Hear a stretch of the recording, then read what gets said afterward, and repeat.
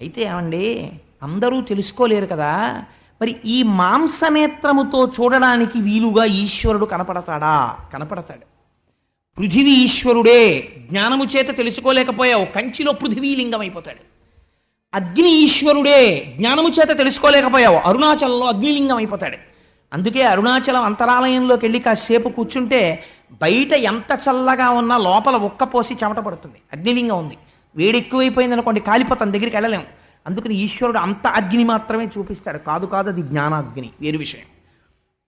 వాయులింగముగా శ్రీకాళహస్తిలో ఉన్నాడు. సరే, ఇది విడిచిపెట్టండి.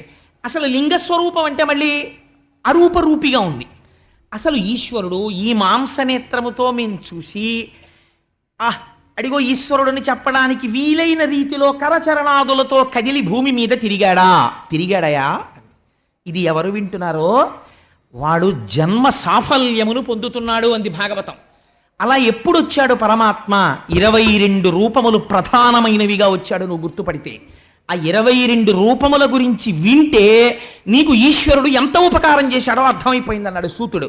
ఎక్కడొచ్చాడు చెప్పమని అడిగారు శౌనకాది మహర్షులు. పరమానందంతో అడిగారు.